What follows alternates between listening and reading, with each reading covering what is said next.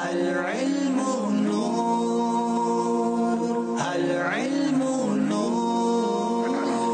احکام تجارت بڑا کمال کا سیگمنٹ ہے، تاجر اسلامی بھائیوں کے لیے شاندار اس میں مواد ہے، غور سے سننا ہے اور سیکھنا ہے۔ جی صاحب کچھ فرما رہے تھے۔ یہاں پر 3 ٹیمیں موجود ہیں، تو ہم سوچ رہے ہیں کہ ویسے تو 2 ٹیم ہوتی تو آپ 2 ٹیمیں بنا لیتے ہیں آڈینس میں بھی۔ جی جی، تو آج 3 ٹیمیں کیسے بنائیں گے تاکہ سبحان اللہ کی صدائیں بھی آئیں؟ ساری ایسا نہ کریں ہم تینوں ٹیموں کے ساتھ ہی ہو جائیں، مل کے زور سے کیا کہیں گے؟ سبحان اللہ۔ خانپور والوں سے سوال کریں گے، بازار میں سامان رکھ کر بولی لگائی جاتی ہے، کوئی شخص ایک قیمت پر خریدنے کے لیے تیار ہو جائے تو دوبارہ اس سے زیادہ کے لیے بولی لگائی جاتی ہے، اس طرح یہ معاملہ چلتا رہتا ہے، آخر میں چیز اس کے ہاتھ میں فروخت کر دی جاتی ہے جو سب سے زیادہ قیمت پر لینے کو راضی ہوتا ہے۔ ایسا کرنا کیسا ہے؟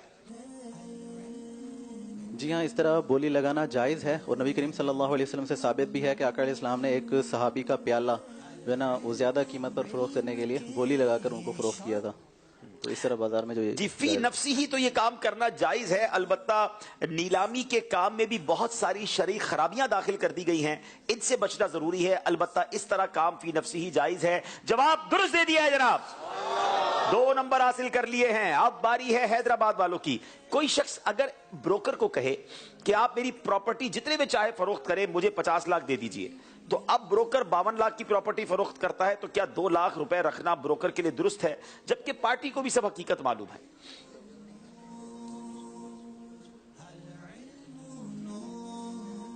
بیان کردہ صورت درست نہیں ہے، اس لیے کہ اس میں جو ہے اجرت متعین نہیں ہے، اجرت کا متعین ہونا ضروری ہے۔ ہاں اگر اس طرح کر دیں کہ بروکر کو کہیں کہ آپ کی اتنے 1000 روپے یا اتنے فیصد جو ہے رقم بطور اجرت آپ کو ضرور ملے گی، مزید یہ پیشکش کر دیں کہ اگر یہ میری جو پراپرٹی ہے یہ 50 لاکھ سے زیادہ کی اگر بکتی ہے تو زیادہ کی جو رقم ہے وہ آپ کو بطور انعام ملے گی، یہ درست ہے۔ طریقہ بتا دیا گیا کہ کس طرح یہ کر سکتے ہیں، جواب درست دے دیا ہے جناب۔ ذرا مل کے درود پاک پڑھیں گے، صلی اللہ علی محمد صلی اللہ علیہ وسلم، صلی اللہ علی محمد صلی اللہ علیہ وسلم۔ جناب آپ سوال کریں گے اوکاڑا والوں سے کہ ایک کمپنی نے کوئی پروڈکٹ بنا کر مارکیٹ میں بیچنا شروع کی، اب کوئی دوسرا شخص اسی نام سے اس پروڈکٹ کی نقل بناتا ہے اور اصل کمپنی کا نام استعمال کر کے یہ نقلی پروڈکٹ مارکیٹ میں سستے داموں بیچتا ہے، ایسا کرنا کیسا ہے؟ نیز اس پروڈکٹ کو سپلائی کرنا اور دکاندار کا اس کو گاہک کو بیچنا کیسا ہے؟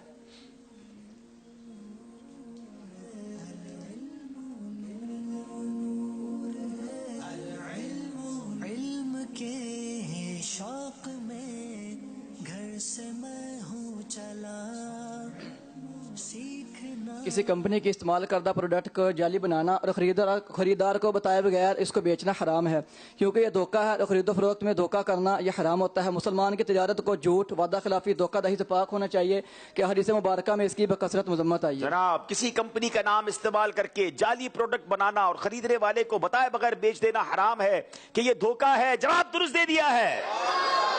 اب جناب سوال ہے ہمارے خانپور والوں سے، بعض اوقات ایسا ہوتا ہے کہ خریدار نے ہم سے جتنے کی چیز خریدی ہے وہ اس سے کم کا بل بنواتا ہے تاکہ اس کو زیادہ ٹیکس نہ دینا پڑے، اس طرح کم بل بنا کر دینا کیسا ہے؟ عام ہے شکریہ شکریہ، ہار کہتی ہے کہ خود کو اونچا اڑا، جیت یا بل میں آپ جو رقم لکھتے ہیں یہ واقعے کے خلاف ہے۔ مثلا دفعہ اگر کسی نے فرض کر لیں کہ اگر 10,000 کی پراپرٹی نہیں آپ نے لکھنے کے لیے، یعنی کوئی چیز آپ کو 10,000 کی ملی، یعنی لکھنے کے کسی بل پر آپ کو انہوں نے کہا کہ 10,000 کی لکھیں، آپ نے 5,000 لکھی، 5,000 لکھی تو یہ لکھنا ناجائز ہے، کیونکہ اس میں جھوٹ بولنا پایا جا رہا ہے اور جھوٹ بولنا ناجائز و حرام ہے، اور اسی طرح جھوٹ لکھنا اور اس طرح کے شک اور کئی معاملات یہ اس کی ہرگز اجازت نہیں دی جائے گی۔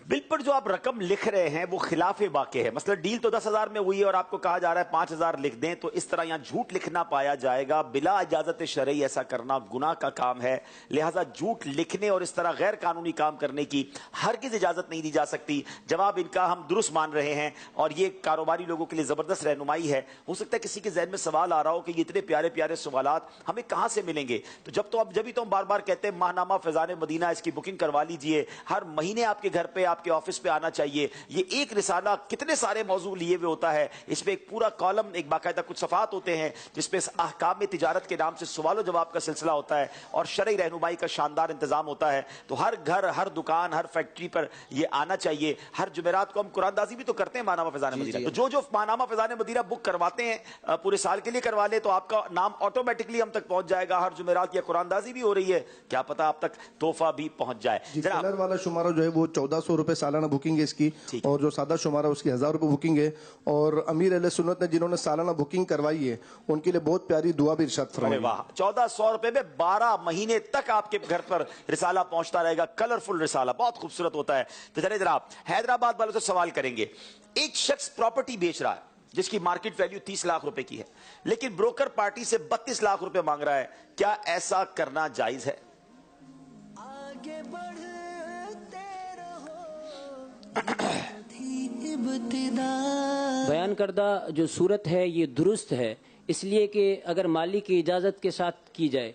आमतौर पर मार्केटों में यही होता है कि जो चीज़ जितने की बेचनी होती है तो उससे कुछ रकम बढ़ाकर बताई जाती है, ताकि उन दोनों की फरीकैन की बार्गेनिंग के बाद जो है वो मज़कूरा जो चीज़ है वो मुकम्मल जो उसका फिगर है उसके अंदर अंदर बिक जाए, और ऐसा करना दुरुस्त है। अगर इस तरह करता है कि मालिक को बताए कि ये 30 लाख की मैंने फ़रोख्त की है जबकि उस खुद ने जो है 32 लाख की फ़रोख्त की हो, तो इसके लिए 2 लाख रुपए ऊपर रखना जायज़ नहीं है, और ये इसमें झूठ भी पाया जा रहा है और धोखा देना भी मालिक को पाया जा रहा है, जो कि नाजायज़ है। कमाल का, बड़ी ज़बरदस्त रहनुमाई हो गई कि इसलिए वो ऊपर बता रहा है कि जनाब वो कम करवाएगा तो हमारे फिगर तक आ जाएगा, फिर तो जायज़ है और मालिक को भी मालूम है, लेकिन वो पैसे जेब में रखने बगैर मालिक को बताए तो फिर नाजायज और हराम की सूरत होगी। जवाब दुरुस्त दे दिया है जनाब। अब सवाल है उकाड़ा वालों से। एक साहब ने सब्जी वाला घर लगवाया हुआ है, ठीक है जनाब, वो महीने के शुरू में उसको 500 रुपए दे देते हैं, फिर वो सारा महीना बगैर तोले एक थैली सब्जी तैयार करके उनके घर देता रहता है। इनका ये सब्जी लेना और इस्तेमाल करना कैसा है? मिल गया रहनुमा